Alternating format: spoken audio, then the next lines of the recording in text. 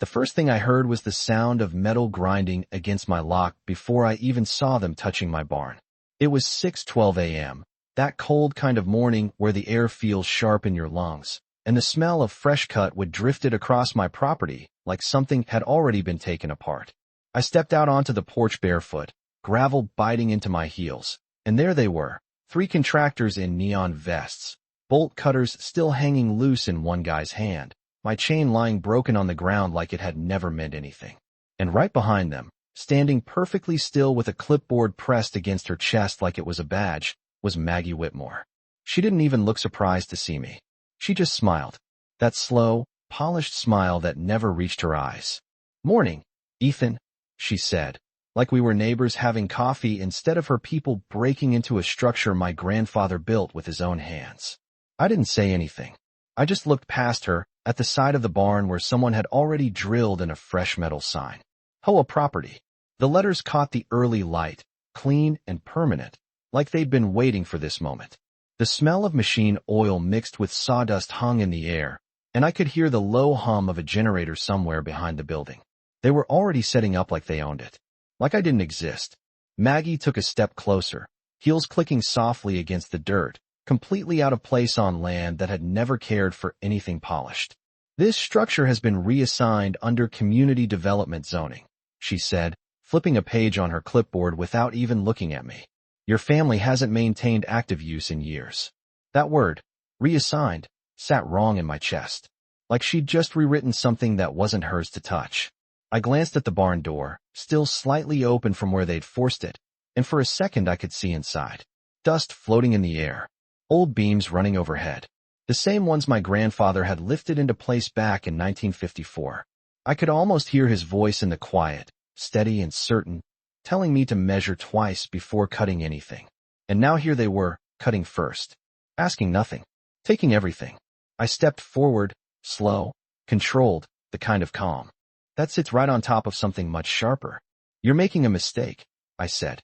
Maggie tilted her head, just slightly, like she'd heard that line before and already knew how it ended.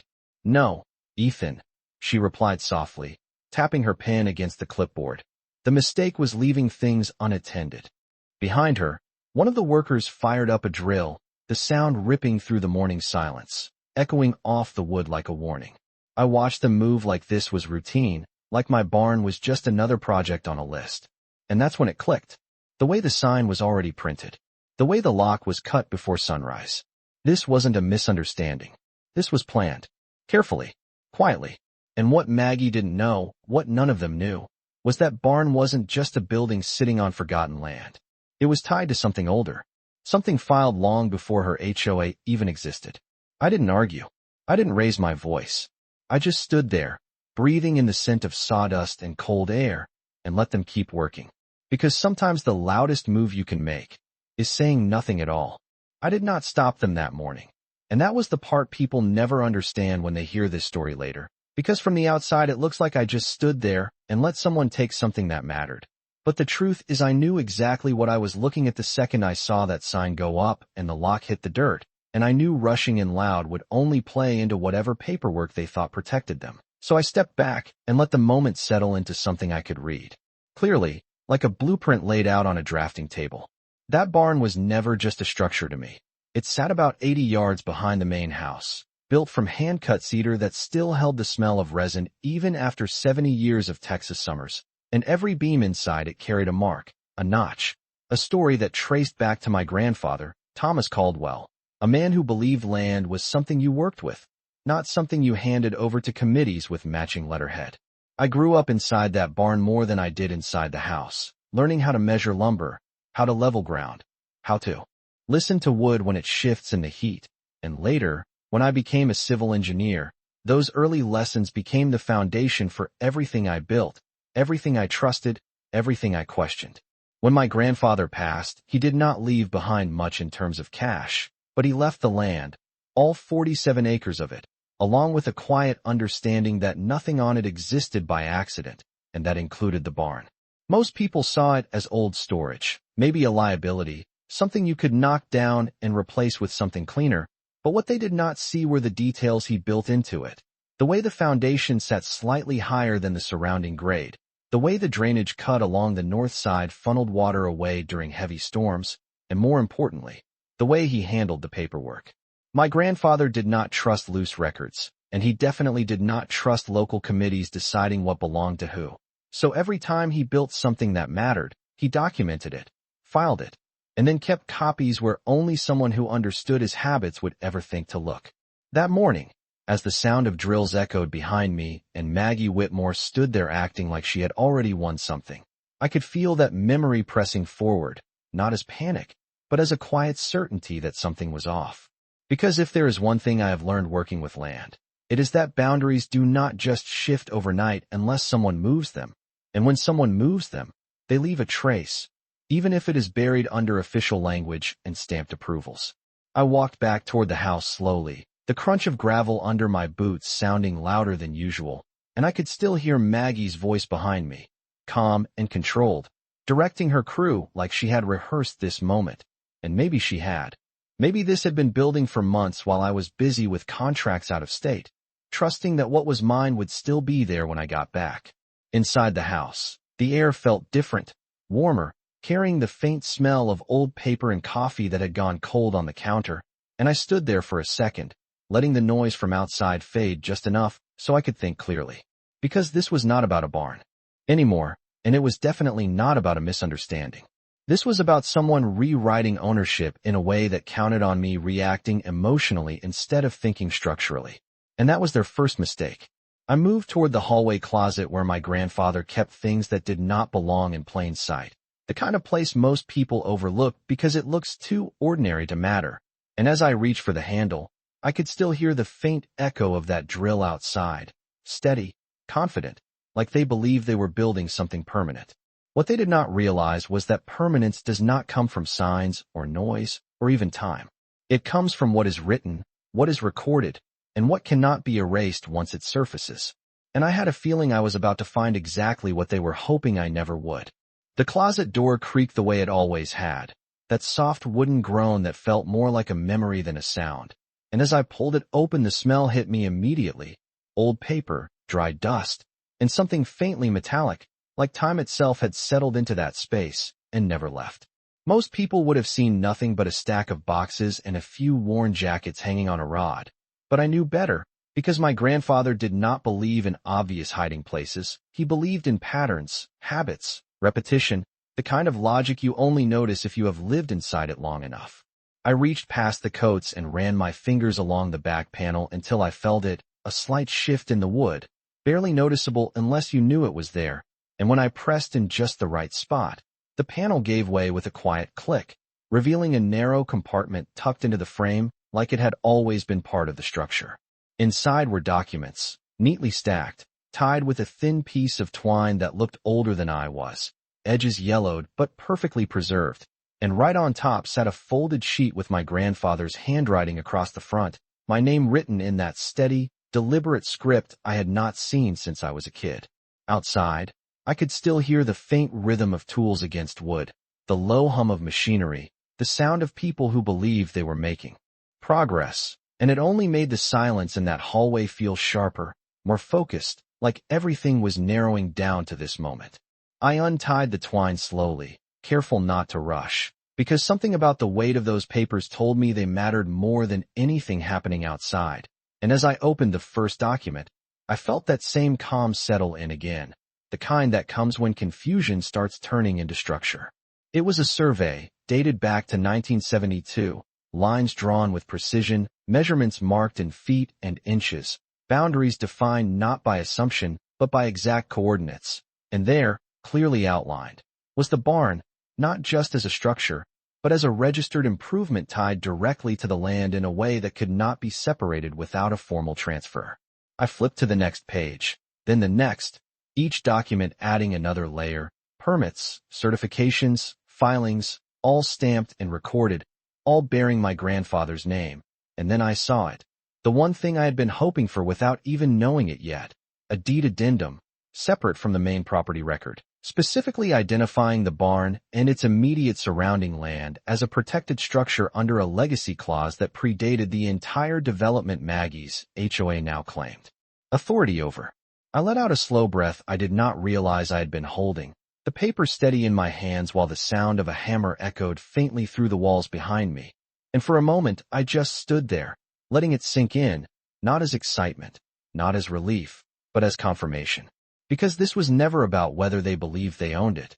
It was about whether they could prove it, and more importantly, whether I could prove they did not. I folded the document carefully, sliding it back into place for now, not because I was unsure, but because timing matters just as much as truth. And walking back out there waving paper would only turn this into a fight they were already prepared for. No, this needed to be handled differently, slower, cleaner, the same way my grandfather approached everything that mattered. I closed the hidden panel, the soft click sealing it back into the wall like it had never been opened, and stepped away from the closet, the quiet of the house settling around me again.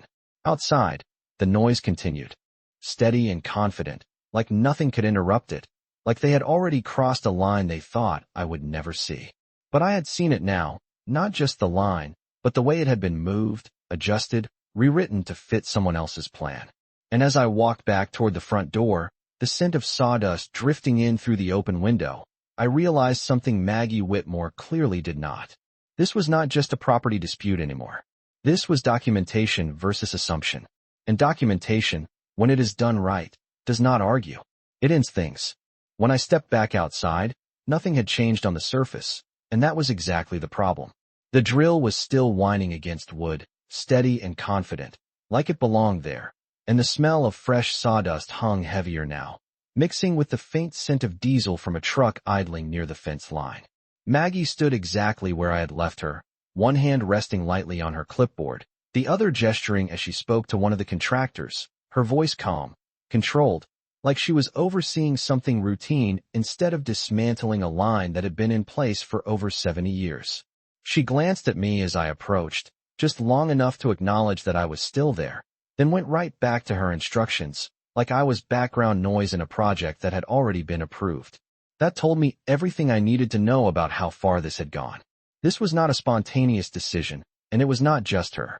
There was a system behind this, paperwork, approvals, signatures, all lined up in a way that made her confident enough to stand on my land and act like it had already been transferred. I stopped a few feet from her, close enough to hear every word, but not close enough to make it look like I was challenging anything yet. "You planning to replace the roof too?" I asked, keeping my voice even, almost curious. Maggie turned back to me slowly, her smile returning like it had been waiting for its cue. "We are bringing it up to community standards," she said, tapping her pen lightly against the board.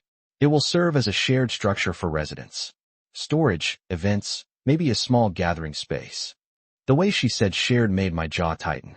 Just enough that I could feel it, but I did not let it show. Because now I could see the full picture forming. They were not just claiming it. They were investing in it. That meant money, contracts, timelines, all of it tied to the assumption that their claim would hold. And the more they built, the more they committed, the deeper the consequence when that assumption broke. I nodded slightly, like I was considering her plan, and let my eyes drift toward the barn again. The new sign was already bolted in place, the metal catching sunlight in a way that made it look permanent, official, like it had always been there. One of the workers carried a stack of lumber past the open doors, boots thudding against the packed dirt floor inside, and I could hear the echo of each step, hollow and unfamiliar in a space that used to carry a different kind of sound, quieter, steadier, intentional. Maggie followed my gaze and stepped closer, lowering her voice just enough to make it feel personal. "You should think about the bigger picture, Ethan," she said. "This community is growing. Holding on to outdated structures does not help anyone." I let that sit for a second, the word outdated settling in like dust, and then I looked back at her. 70 years is not outdated, I said quietly. "It is established." Her smile tightened, just for a fraction of a second, the kind of reaction you only catch if you are watching for it. And then it was gone, replaced by that same polished confidence. "That depends on who is defining it," she replied. Behind her, a second truck pulled up, tires crunching over gravel, and two more workers stepped out carrying equipment I recognized immediately: survey tools, stakes, measuring rods. That was new. That was not renovation. That was adjustment. I watched as they moved toward the far side of the barn, setting up along the edge where the land dipped slightly, right where the original boundary line should have run. One of them drove a stake into the ground with a sharp, controlled motion, the sound of metal meeting dirt echoing just enough to carry across the yard. And that was the moment everything shifted from suspicion to confirmation. They were not just building on my land. They were redefining it in real time. Maggie turned back toward them, raising her voice slightly as she called out instructions, something about alignment and measurements, her tone precise, practiced, like she had gone over this more than once before today. I stood there, watching the new markers go in, each one placed with the kind of confidence that only comes from believing the paperwork is already on your side. And I realized something else in that moment, something that made the calm settle even deeper. They had already moved the line on paper. Now they were just making the ground match it. I slipped my hands into my pockets, letting the scene play out exactly the way they intended, because every stake they drove, every board they installed, every adjustment they made was not just construction. It was evidence. And the more complete it became, the harder it would be for them to step away from it later. Maggie Whitmore thought she was building control. What she was actually building was a record. And records, when they are this visible, do not disappear when the truth shows up. I let them keep going for the rest of that day, and that might sound like giving up, but it was not. It was positioning, because every hour they spent out there was another layer of commitment they could not undo later. By noon, the sun was high enough to burn the moisture out of the ground, and the smell of hot wood and dust hung thick in the air, mixing with the steady rhythm of hammers and the occasional sharp snap of a nail gun. The barn did not sound like itself anymore. It sounded like a project. Temporary. Replaceable. That was their second mistake. I stayed just far enough away to watch without interfering, leaning against the fence line where the old boundary used to be, tracking every movement like I would on a job site. The survey team had already placed at least 6 new stakes, each one marked with bright orange tape that fluttered slightly in the dry breeze, and I could see the pattern forming, a subtle shift outward on one side, inward on another, just enough to reshape the footprint without making it obvious to anyone who was not paying attention. But I was paying attention. Every inch mattered when you were dealing with property lines, and this was not random. This was calculated. Around mid-afternoon, Maggie walked over again, slower this time, like she had all the time in the world. Her heels pressed into the dirt, leaving shallow impressions that would disappear by morning, unlike the changes she was making. "You have been very quiet," she said, tilting her head slightly, studying me like she was trying to decide whether I had already accepted the outcome. I kept my eyes on the stakes for a second longer before answering. "I am just watching the measurements," I said. That made her smile widen just a fraction. "Everything has been approved," she replied. "County records reflect the updated boundary. You are welcome to verify." There it was. The confirmation, clean and simple. They had already pushed something through the system. That meant signatures. That meant someone had either overlooked something or chosen not to look too closely. Either way, it meant the fight, if I made it now, would happen on their terms, using their documents, their timing, their version of the line. I nodded slowly, like I was considering her suggestion, then glanced toward the road where another vehicle had just pulled in, this one with a small logo on the door I recognized, a subcontractor for structural reinforcement. They were not stopping at cosmetic changes. They were reinforcing, investing, locking this in. Maggie followed my gaze and seemed pleased. "We are moving faster than expected," she said. "It will be finished within the week." Within the week. That timeline settled into place in my mind like a marker on a calendar. 7 days of work. 7 days of invoices. 7 days of documented activity on land they believed was theirs. I pushed off the fence and took a few slow steps toward the barn, stopping just short of the new sign. Up close, I could see the bolts were still bright, edges clean, not even a hint of rust yet. Temporary pretending to be permanent. I reached out and ran my fingers lightly along the wood beside it, feeling the texture, the slight warmth from the sun, the same grain I had known since I was a kid. Nothing about this place had changed except what they were trying to force onto it. Behind me, Maggie's voice came again, softer this time. "You could make this easier on yourself," she said. "We can discuss compensation." I let my hand drop slowly and turned just enough to look at her over my shoulder.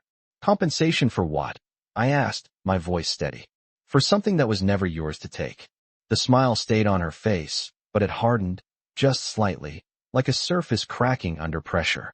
Ownership is determined by record, she said.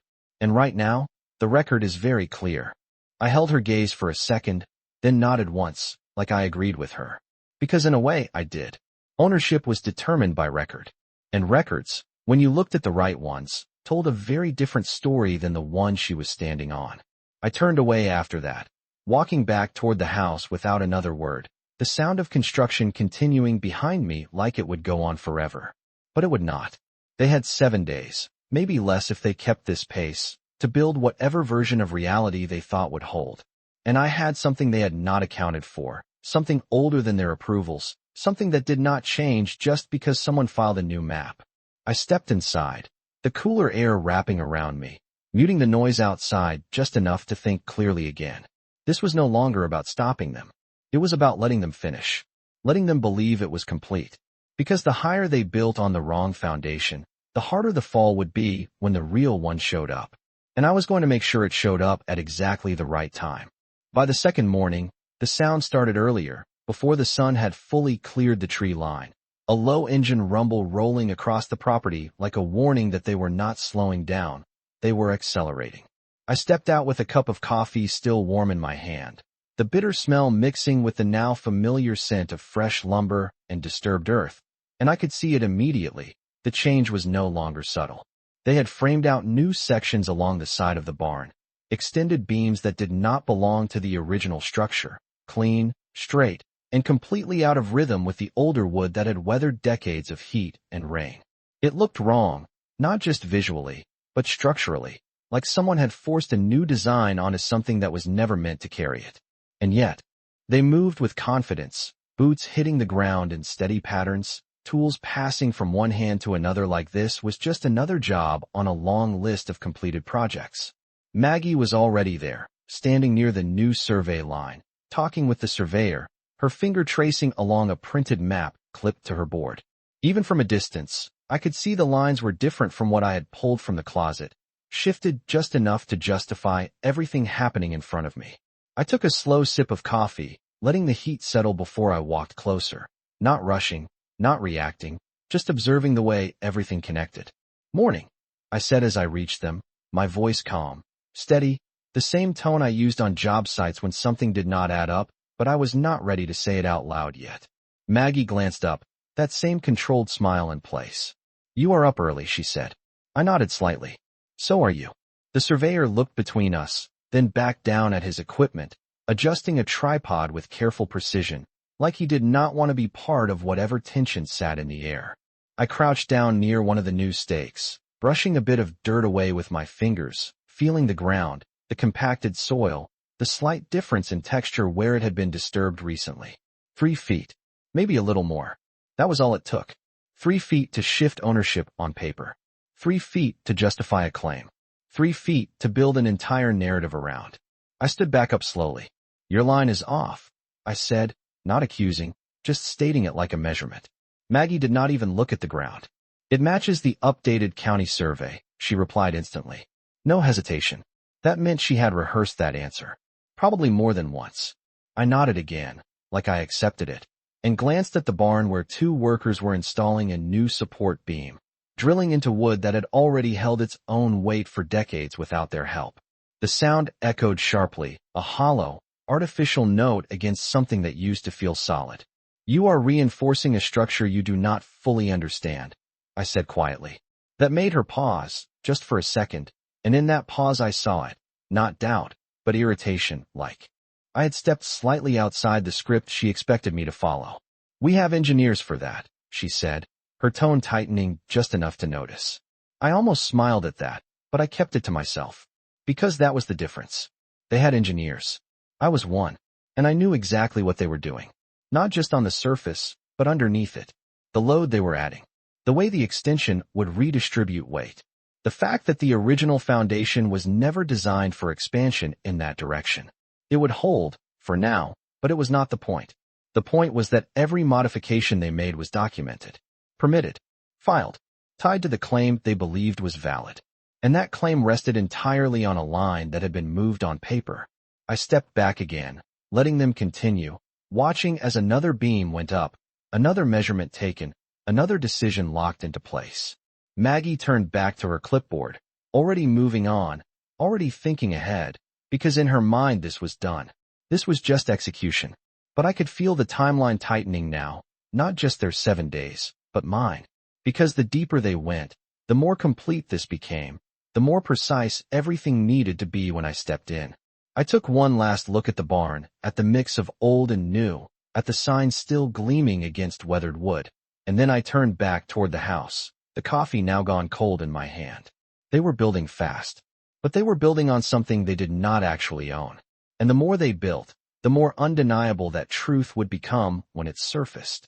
By the third day, the rhythm had changed again, not louder, not faster, but more confident, like the kind of pace you settle into when you believe nothing can stop you anymore. And that was when I started seeing what they were not paying attention to. It was not the beams or the new framing or even the survey stakes that caught my eye. It was the small inconsistencies, the things that do not line up when someone builds on an assumption instead of a foundation. I walked the perimeter slowly that morning, boots pressing into the dry ground, feeling each step, measuring distance the way I had learned years ago without needing a tape. Just instinct and repetition, and every few feet I could feel it, the shift, subtle but real, like the land itself was telling a different story than the one marked with orange tape. The air carried that same mix of sawdust and heat, but underneath it there was something else now, the faint smell of freshly turned soil where they had reset markers, and that was where I stopped, crouching down again near one of the stakes they had driven the day before. I brushed the dirt aside carefully, slower this time, tracing the edge where old ground met new disturbance, and there it was, barely visible, a fragment of something older, a rusted metal cap just beneath the surface. My fingers pressed against it, clearing away just enough dirt to see the edge, and I felt that same quiet certainty settle in again. Original survey marker. They had not removed it. They had just moved the line past it, and assumed no one would look. I stood up slowly, glancing toward the survey crew who were working a few yards away, focused on their equipment, trusting the map in their hands more than the ground under their feet. That was the crack. Small, easy to miss, but once you see it, you cannot unsee it. I took a step back, letting my eyes follow the alignment of the new stakes, comparing them in my head to the original measurements I had seen in the documents, and the pattern became clear, not random, not accidental, but deliberately offset to capture just enough of the barn to justify ownership without drawing attention to the shift. 3 feet on paper. 3 feet in reality. That was all it took to rewrite the story they were telling. Maggie's voice carried across the yard, directing another adjustment, her tone steady, precise, like she believed every word she was saying. I watched her for a moment, the way she moved, the way she trusted the system behind her, and I realized something else. She was not checking the ground. She was checking the paperwork, and that meant she did not know this marker was still here. I stepped away from the stake, careful not to disturb it further, letting the dirt fall back into place just enough to hide what I had uncovered, because this was not something I was going to point out now. Not yet. Timing still mattered. Everything depended on timing. I walked back toward the house again, slower this time, replaying the alignment in my head, matching it against the documents, the survey from 1972, the addendum, the exact coordinates that had been recorded long before this development existed. And it all lined up. The original marker, the recorded boundary, the barn's placement, all of it matched perfectly. The only thing that did not match was what they had just installed. Inside, the house felt quieter than before, like the noise outside had started to separate from me completely, and I moved straight to the table where I had laid out copies of the documents the night before, spreading them open again, tracing the lines with my finger, comparing them to what I had just seen in the dirt. It was exact, precise, unchanged, and that was the difference. Paper can be rewritten. Ground cannot, not without leaving a trace. I leaned back slightly, letting the realization settle into something more than just confirmation. This was not just a discrepancy. This was proof.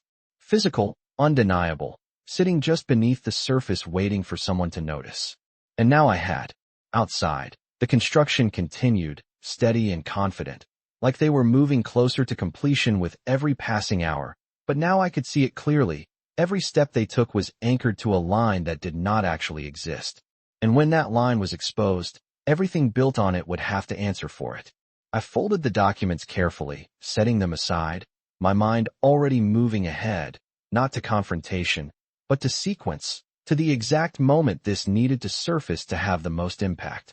Because this was no longer about whether I could prove ownership. That part was already done. This was about showing, in the clearest way possible, that their entire claim rested on a line they had created, not one that had ever been real. And once that was visible, there would be no way for them to stand on it again. That afternoon, I did not go back outside right away, not because I was avoiding what they were doing, but because I needed to lock everything in place before I made a single move. And that meant more than just knowing the truth. It meant being able to show it in a way no one could argue with. The house was quiet except for the faint vibration of machinery carrying through the walls, a dull, steady hum that reminded me they were still working, still building, still committing themselves deeper into something they did not fully understand.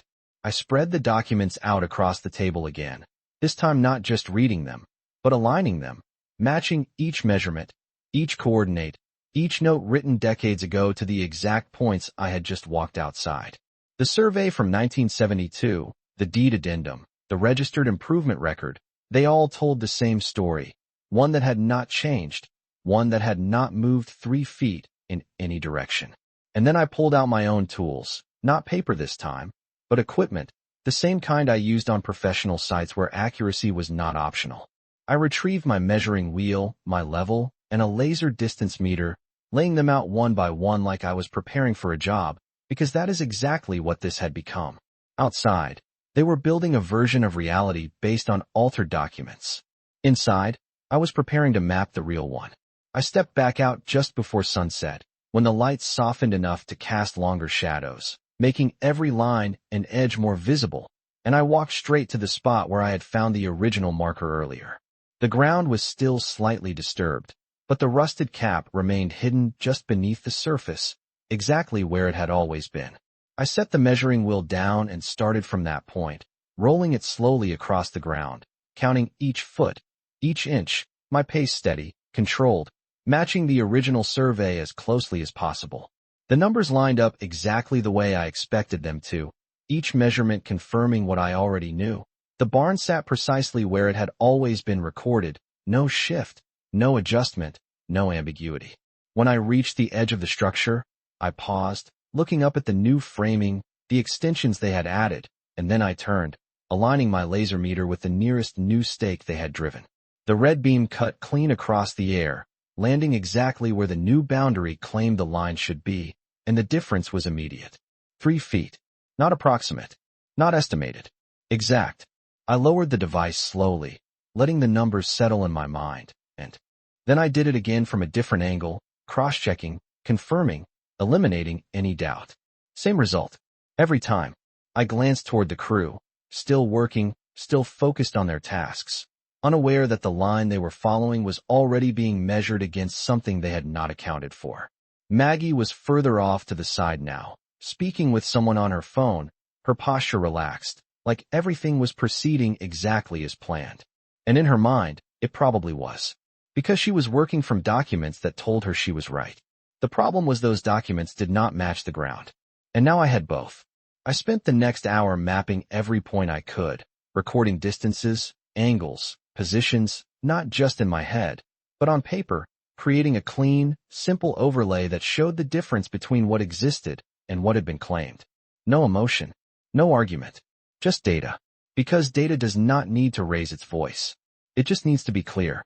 By the time the sun dipped low enough to cast the barn into partial shadow, I had everything I needed. The original line, the new line, the exact offset between them, and most importantly, the physical marker still in place, untouched, undeniable. I packed up my tools slowly, not rushing, letting the weight of what I had just confirmed settle into something more than preparation.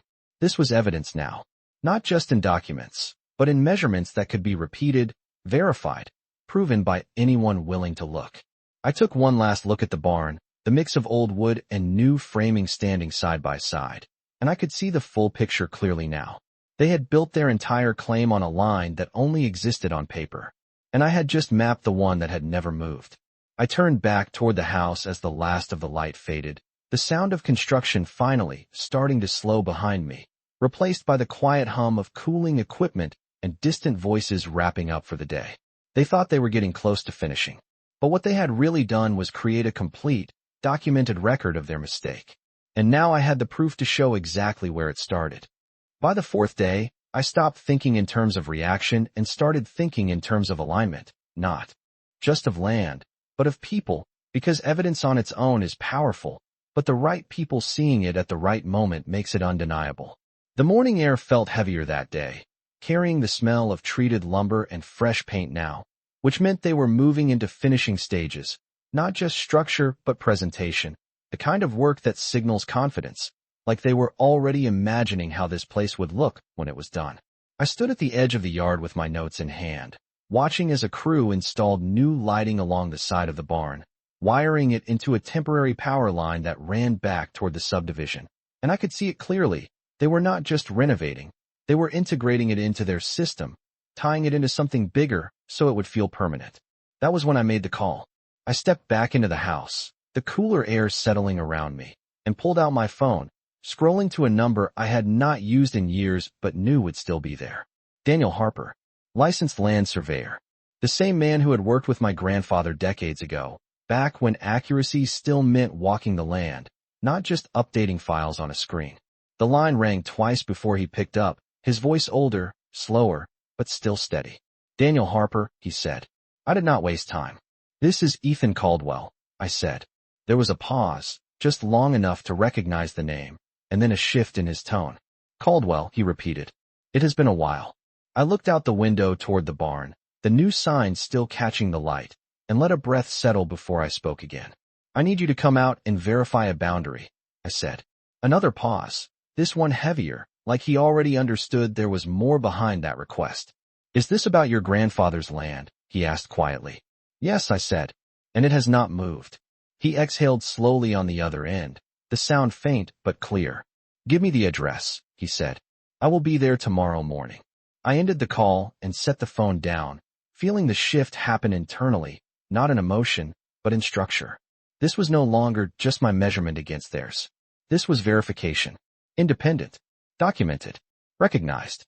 Outside the work continued, louder now as they tested the new lighting, a soft hum followed by a flicker, then a steady glow along the barn side that made the old wood look almost unfamiliar. I stepped back out, walking closer again, not to interrupt, but to observe the way it was all coming together, the way Maggie stood off to the side with another man I did not recognize, both of them reviewing something on a tablet, nodding as if everything was lining up perfectly. She looked up as I approached, that same composed expression settling into place. We are ahead of schedule, she said, almost casually. It will be ready for community use sooner than expected. I nodded slightly, glancing at the new lights, the extended beams, the freshly placed stakes that still marked a line that did not exist. Looks like it, I said. She studied me for a moment, like she was trying to find something in my reaction that would confirm she had already won. But there was nothing there for her to read. Because I was not playing that part anymore. I was already past it. You should consider attending the HOA meeting this weekend, she added. We will be presenting the completed project. That caught my attention, not outwardly, but internally, like a final piece sliding into place. A presentation meant witnesses, documentation, a record of what they believed they had accomplished. I nodded once. I will be there, I said. Her smile returned, satisfied, like she had just secured the last detail she needed. But what she did not realize was that she had just given me the exact moment I needed. I turned away after that, walking back toward the house, the sound of the lights humming behind me, the barn glowing in a way it never had before, dressed up to look like something new. But underneath all of it, nothing had changed. The original line was still there. The marker was still in place. The documents still held. And now, by tomorrow morning, there would be a second set of eyes on it, someone who understood what those lines meant beyond just ink on paper. I stepped inside, closing the door behind me, letting the outside noise fade just enough to think clearly again. They were preparing to present their version of ownership to the community, and I was about to bring the one thing they could not present around. Proof that did not come from their system. Proof that came from the ground itself.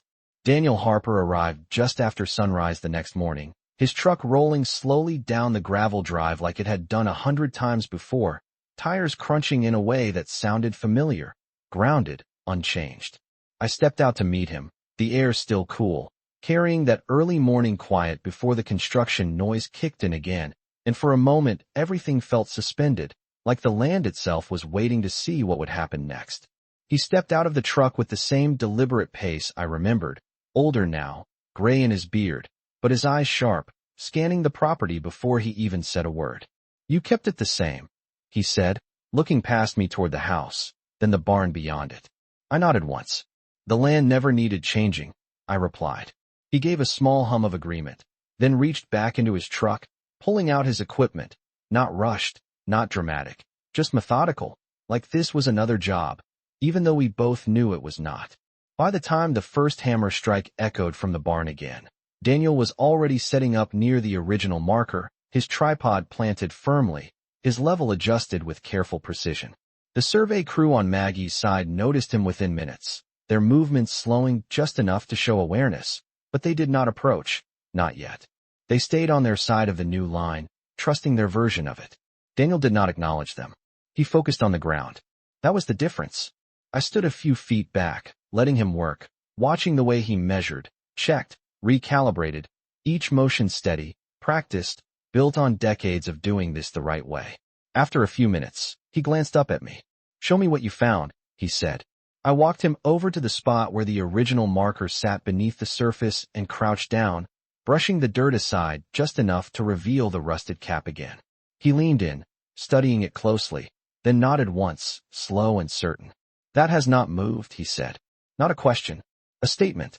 I felt the confirmation settle in, heavier this time, because it was no longer just mine. He set his equipment over the marker and began taking readings, calling out numbers under his breath, adjusting angles, aligning everything with the original coordinate system he had probably memorized years ago. The construction noise grew louder behind us as the crew picked up speed, like they were trying to outpace something they could not see yet. Maggie noticed Daniel shortly after that. I could feel it before I saw it, the shift in her posture, the way her voice changed slightly as she spoke to someone beside her. She walked over, heels pressing into the dirt again, that same controlled smile in place, but this time there was something else under it, something tighter. "Can I help you?" she asked, directing the question at Daniel, not me. He did not look up immediately. He finished his measurement, noted it down, then straightened slowly, turning to face her with the same calm I had seen my entire life. "Daniel Harper," he said, "licensed surveyor, verifying a boundary." Maggie's smile held, but her eyes narrowed just slightly. "The boundary has already been updated through county records," she replied. Daniel gave a small nod, like he had expected that answer. "Records can be updated," he said evenly. "Ground markers are harder to move without leaving evidence." The words hung in the air for a second, quiet but solid, like a line drawn without needing to raise his voice. Maggie's expression did not break, but it shifted, just enough to show she understood what he was saying. She glanced toward her own survey team, then back at Daniel. "We have certified documentation," she said. Daniel nodded again. "Then this will be simple," he replied. He turned back to his equipment without another word, continuing his measurements, each one reinforcing the same conclusion, the same line, the same truth that had been there long before any of this started. I stepped back slightly, giving him space, watching as he worked through the full alignment, from marker to structure to boundary edge, methodically mapping the entire area. Maggie stayed where she was for a moment longer, then turned away, walking back toward her crew, her movements a fraction less certain than before. And that was when I knew the shift had started. Not loud, not obvious, but real. Because for the first time since this began, the ground was being read by someone who understood it better than the paperwork. And once that happened, everything built on the wrong line had a timeline. Not for completion, for exposure. The HOA meeting was held that Saturday evening, just as Maggie had said, in the community clubhouse about half a mile down the road, a clean, polished space with bright overhead lights and rows of neatly arranged chairs that smelled faintly of disinfectant and fresh carpet. I walked in early, not rushed, not late, just on time, carrying a slim folder under my arm that held everything they had not accounted for. The room filled gradually, neighbors taking their seats, quiet conversations blending into a low hum, the kind of atmosphere that feels controlled, predictable, like everyone expects things to go the way they always do.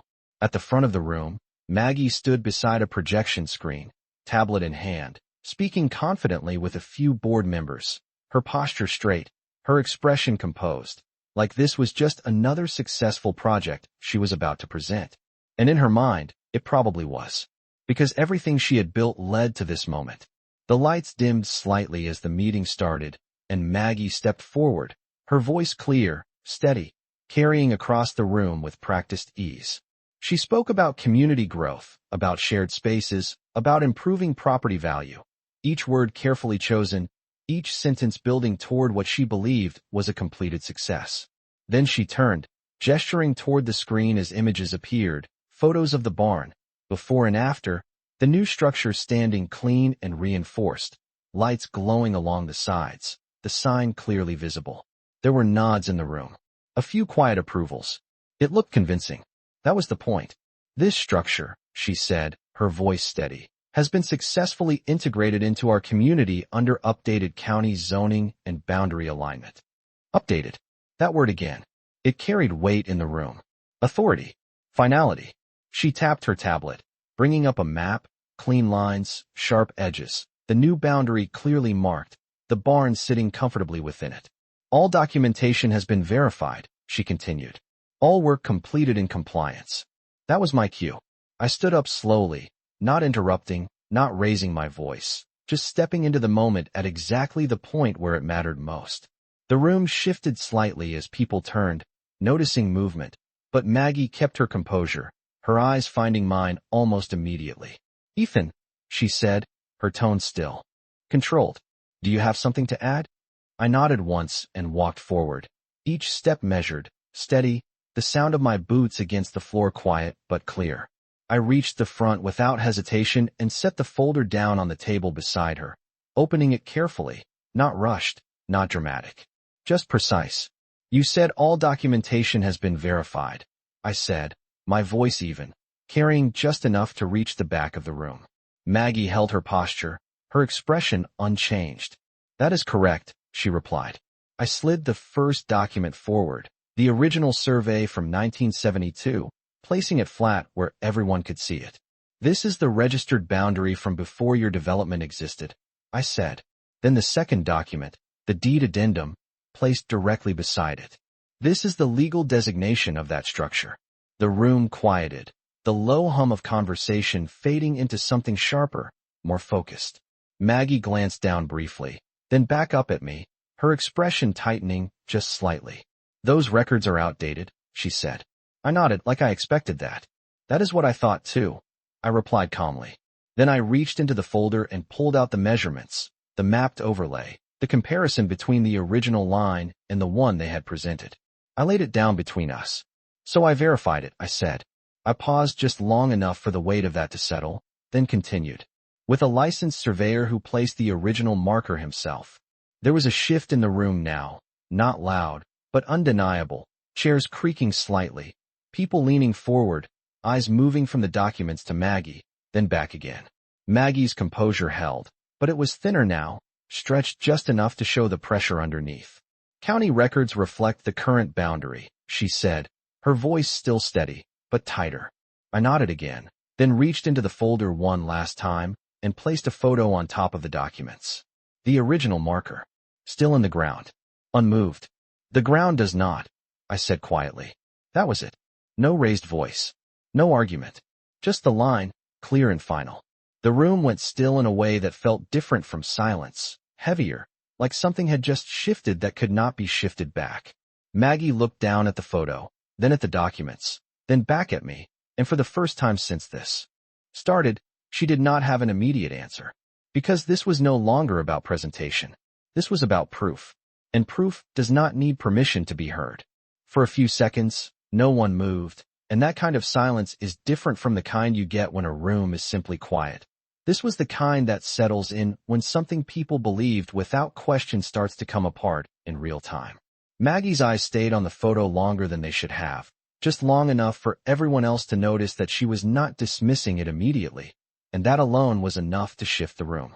One of the board members leaned forward, adjusting his glasses, looking from the document to the map on the screen, then back again, like he was trying to reconcile two versions of the same reality that no longer matched. "Is that the original marker?" someone asked from the second row, their voice careful, uncertain. I did not look away from Maggie as I answered. "Yes," I said, "placed before any of this development existed. It is still in the ground, exactly where it was recorded." The words landed clean, without emphasis, because they did not need any. Maggie finally looked up, her posture straightening slightly, the practiced control returning in layers, but it was different now, more deliberate, like she was choosing each movement instead of relying on instinct. "Even if that is the case," she said, her voice measured, "county records have already been updated. Those are the governing documents." I nodded slowly, acknowledging the point without agreeing with it. "Records can be challenged," I said, "especially when they are based on incorrect field alignment." That was when Daniel stepped forward from the back of the room, not rushed, not dramatic, just present, his presence alone carrying a different kind of weight. He placed a folder beside mine on the table, opening it with the same steady precision I had watched him use all morning. "I conducted an independent verification this morning," he said, his voice calm, clear, carrying easily across the room without needing to be raised. "The original survey marker remains intact and unmoved. The current boundary reflected in the updated records is offset by approximately 3 feet from the established line." There was a shift then, more visible this time, heads turning, murmurs starting to ripple through the room, not loud, but enough to break the controlled atmosphere Maggie had built. She glanced at Daniel, then back at the documents, and for the first time there was a pause that did not feel strategic. It felt like recalculation. "That discrepancy can be reviewed through proper channels," she said, but the confidence in her voice had thinned, stretched just enough to reveal what was underneath. Daniel nodded once. "It already has been documented," he replied, sliding his report forward, "including photographic evidence and measurement logs, all consistent with the original registered boundary." The board members exchanged looks now, subtle but unmistakable, the kind of silent communication that happens when something has shifted beyond individual control. One of them reached for the documents, flipping through the pages, comparing them to the projections still displayed on the screen, the clean, updated map, now looking less certain, less definitive. I stepped back slightly, giving the room space to process, because this part did not require my voice anymore. The evidence was doing exactly what it was supposed to do. Maggie's hand rested on the edge of the table, fingers tightening just enough to show tension before she pulled them back, regaining composure, or at least the appearance of it. "We will need to suspend any further use of the structure until this is resolved," one of the board members said finally, his tone careful, controlled, but no longer aligned with her. That was the moment everything settled. Not with a crash, not with an argument, but with a decision that could not be undone. Maggie did not respond immediately. She simply nodded once, slowly, like she understood exactly what had just happened, even if she was not ready to accept it yet. The screen behind her still showed the updated boundary, but now it looked like what it really was, a version of the truth that had not been checked against the ground. I closed the folder quietly, the soft sound of paper aligning again barely audible in the room, and stepped back fully, no longer part of the center, because I did not need to be. This was no longer about proving anything. That part was already done. This was about consequence. And consequence, when it is built on clear evidence, does not need to be forced. It simply arrives. The next morning, the barn was quiet again, and that was the first thing I noticed before I even stepped out of the house. The absence of sound where there had been constant motion for days. No drills. No engines. No voices carrying across the land like they owned it. Just still air and the faint rustle of wind moving through the trees behind the property. I walked out slowly, the gravel crunching under my boots sounding louder than it had all week, and as I came into view of the barn, the changes were already visible. The temporary power line had been disconnected, the lights along the side no longer glowing, and the new survey stakes, the ones marked with bright orange tape, had been pulled from the ground and stacked off to the side like they had never meant anything. The sign was still there, bolted into the wood, but it looked different now. Not official, not permanent, just something attached, something that could be removed. I stopped a few feet from it, letting my eyes take in the structure again. The mix of old wood and new additions, the extensions they had built still in place, but no longer supported by the certainty they had before.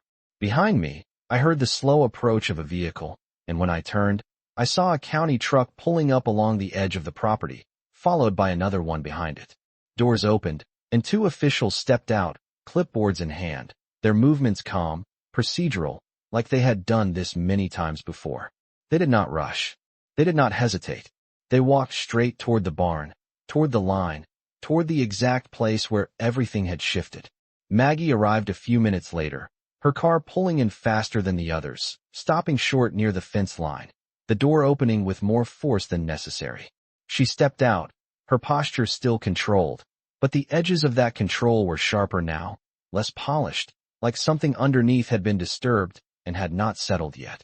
She walked toward the officials, speaking to them in a low voice I could not fully hear, but I did not need to. Their focus remained on the ground, on the markers, on the measurements Daniel had documented, on the line that had never moved. One of them knelt near the original marker, brushing the dirt aside just like I had done, revealing the rusted cap again, and even from a distance I could see the way his posture shifted slightly when he confirmed what was there. He stood, made a note, then spoke quietly with the other official, both of them glancing toward the barn, then toward the removed stakes, then back to their clipboards. It was not dramatic. It was not loud. It was just confirmation.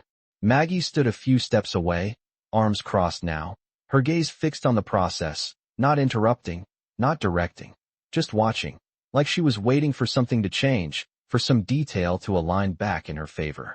But nothing did. The process moved forward exactly the way it was supposed to, step by step, measurement by measurement, until one of the officials turned toward her and spoke, his tone even, professional, but final. I could not hear every word, but I did not need to hear them all. The shift in her expression was enough. Not a collapse, not a reaction, just a quiet recognition that the ground had answered in a way the paperwork could not override. By mid-morning, the officials were gone, their work complete, their notes recorded, their presence leaving behind a different kind of silence, one that felt settled instead of uncertain. Maggie did not stay much longer after that. She stood near the barn for a moment, looking at the structure, at the sign, at the space they had tried to redefine, and then she turned, walking back to her car without another word, her heels pressing into the dirt one last time before the door closed and the engine carried her away. I waited until the sound of her car faded completely before stepping forward again, closing the distance to the barn, reaching out to the sign, and this time, when I placed my hand against it, it felt exactly what it was. Temporary. I removed it slowly, the bolts giving way without resistance, the metal coming free in a way that felt almost too easy after everything that had happened.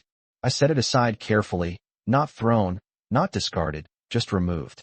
Then I stepped inside the barn, the air cooler, quieter, the familiar scent of old wood still there beneath everything they had added. The new beams stood out, clean and sharp against the original structure, but the foundation held the same, unchanged, exactly where it had always been. I stood there for a moment, letting the stillness settle in, the kind that does not need to prove anything because it already has. Outside, the land stretched out the same way it always had, boundaries intact, lines unshifted, history undisturbed. And that was the difference. They tried to change what was written. They tried to move what was recorded. But they never checked what was real. And real does not move just because someone redraws it. It waits. It holds. And when the time comes, it shows up exactly where it has always been.